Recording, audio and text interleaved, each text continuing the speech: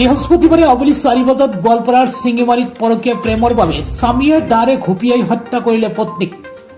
গোৱালপাৰা জিলাৰ পঞ্চৰত্ন নদী আৰক্ষী থানাৰ অন্তৰ্গত চিঙিমাৰী চৰত পৰকীয়া প্ৰেমক কেন্দ্ৰ কৰি এক চাঞ্চল্যকৰ হত্যাকাণ্ড সংঘটিত হয়। জানিব পৰা মতে কৃষ্ণাইৰ ভেলটাৰঘাটৰ মহিবুল ইছলামে নিজৰ পত্নী চাহেৰা খাতুনক লগত লৈ চিঙিমাৰীত থকা শহুৰেকৰ ঘৰলৈ ফুৰিবলৈ গৈছিল।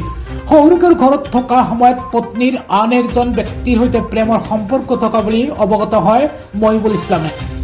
পিছত পত্নী চাহেৰা খাতুনক জাহাংগীৰ আলীৰ সৈতে পৰকীয়া কৰা প্ৰত্যক্ষ কৰি উত্তেজিত হৈ মহিবুল ইছলামে কাষত থকা মাছ কটা দাৰে পত্নীক ঘপিয়াই দিয়াত চাহেৰা খাতুনৰ ঘটনাস্থলীতেই মৃত্যু হয় আৰু জাহাংগীৰ আলী গুৰুতৰভাৱে আহত হয়।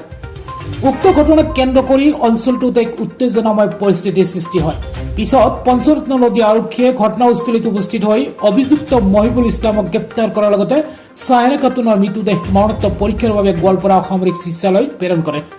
আহত জাহাংগীৰ আলীক চিকিৎসাৰ বাবে চিকিৎসালয়ত ভৰ্তি কৰোৱা হয়।